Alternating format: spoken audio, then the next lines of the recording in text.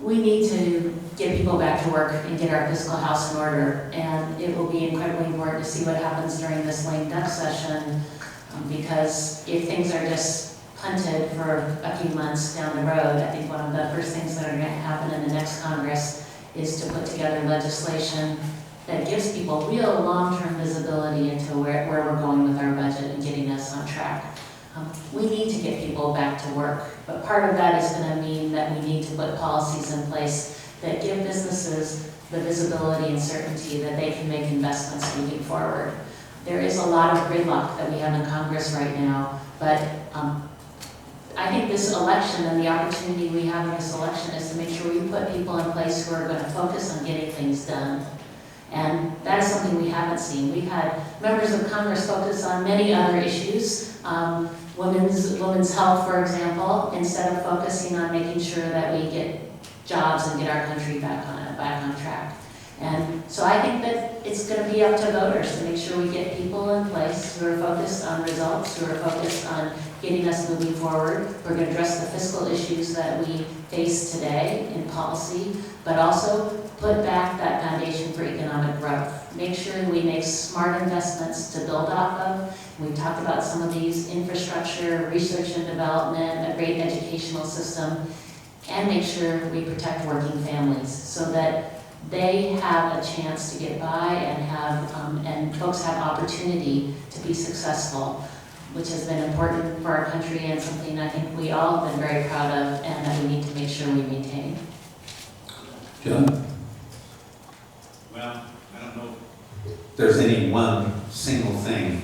Somebody asked me what was the first thing I was going to do when I got to Congress. And I told them to take a cab from the airport to where I'm going to stay. But no, the fact of the matter is, Dan kind of hit on it.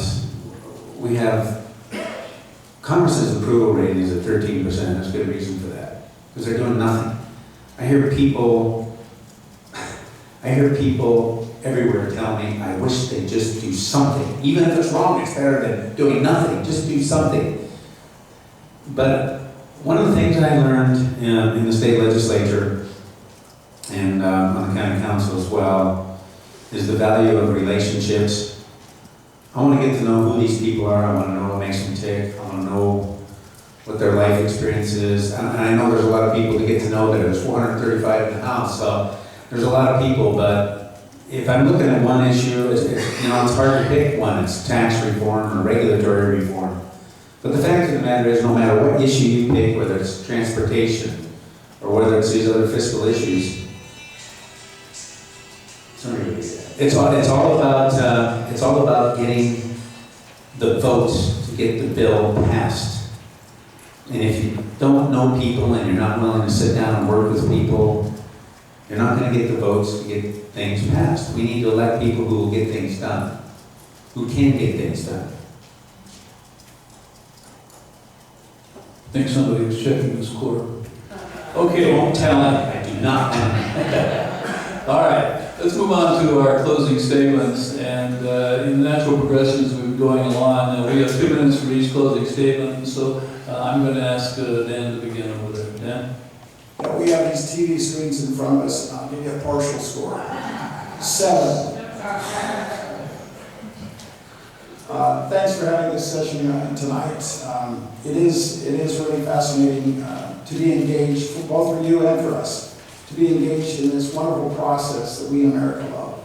If you can't tell by now, I love this country. I love the way it works, or it doesn't work. I love this process, and I love people. I think it's, like I have said before, this is a people process. We are involved in affecting the lives of people. As an airline pilot, I can tell you that we know that people's lives depend on the decisions we make. Our lives depend on the decisions we make. I've had more than 1.2 million people in my career whose lives depended on my decisions. That's a lot of people. It racks up when you have more than 400 in the back behind you. We're always aware of that. That's something we don't take lightly. And I think that the airline pilots or a pilot should be held to a higher standard.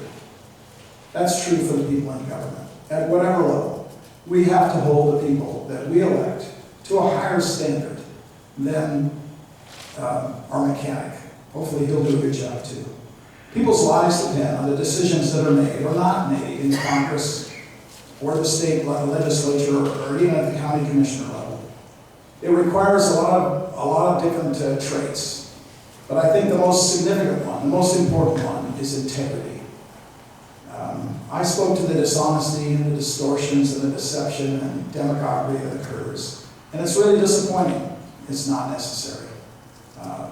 Someone can come to me and see my total view on the Violence Against Women's Act, and they'll see that it's poorly written because it should be the Domestic Violence Act, affecting men and women.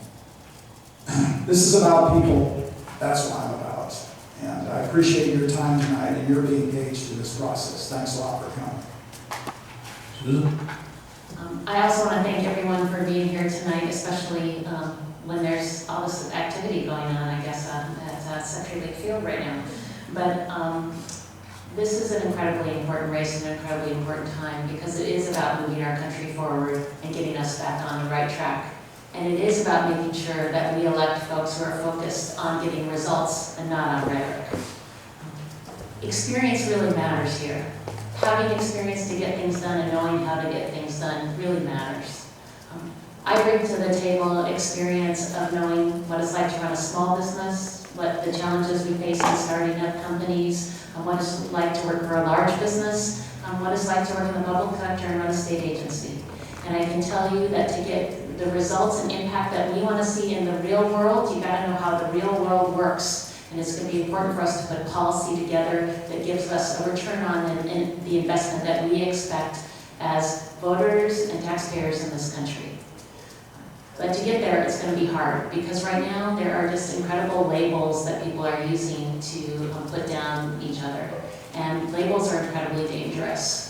One great example, when I was canvassing out in Concrete, I met a gentleman at the door. He asked me first if I supported the Affordable Care Act. I said I did, and he said, well, then I'm not going to vote for you. And I said, okay, well, tell me what it is you don't like about it. Do you think that kids should be able to stay on the plan until they're with their parents up until they're 26 years old? And he said, yes, that part's good.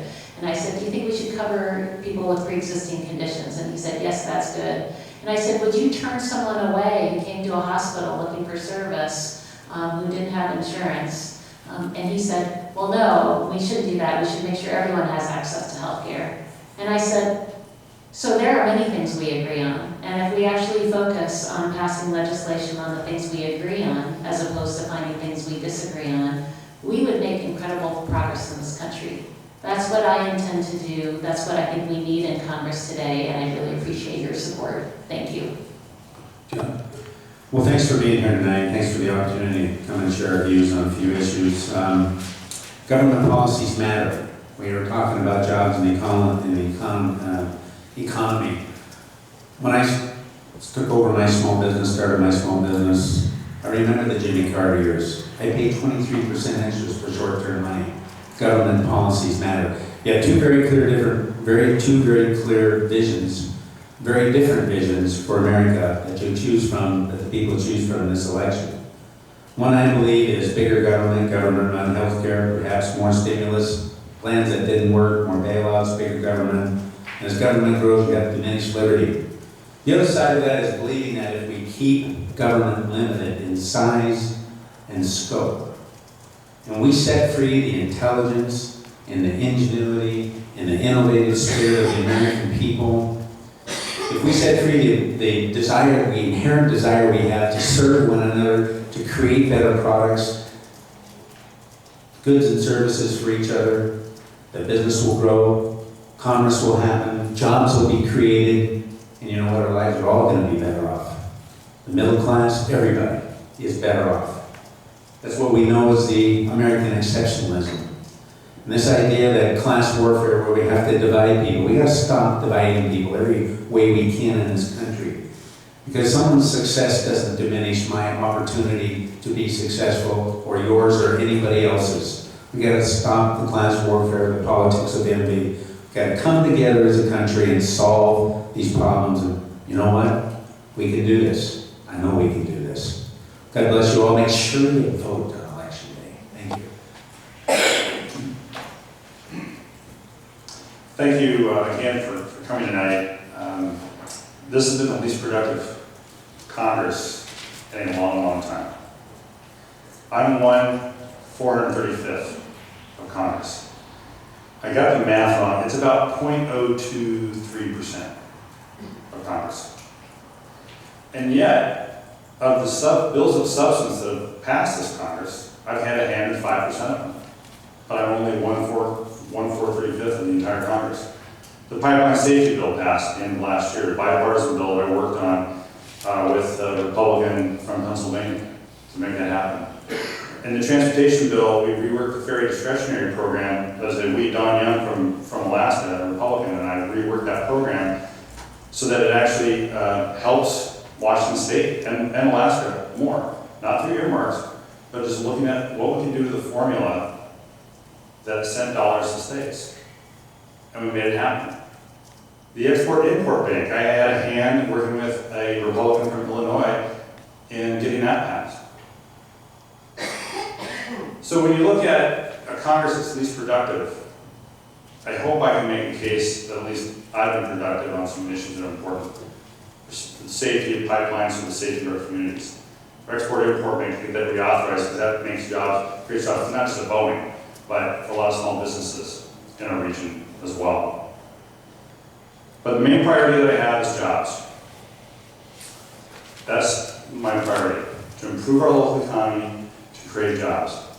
I think that's the right priority. And when it comes to one of those issues, I worked on the tanker. And Jim McNerney, the chairman of the board of Boeing, wrote me a letter and said, "I greatly appreciate your leadership over the years in support of Boeing's tanker offering. Your tireless advocacy kept the customer honest and the competitor on his heels." You've heard from my opponent that I did nothing. Take his word, or take the chairman of Boeing's word. Thank you. Thank you very much. First of all, I want to express appreciation for those of you in the audience for being with us this evening and helping us along by providing some significant questions. And I really want to ask you to help me express appreciation to the four candidates up here for being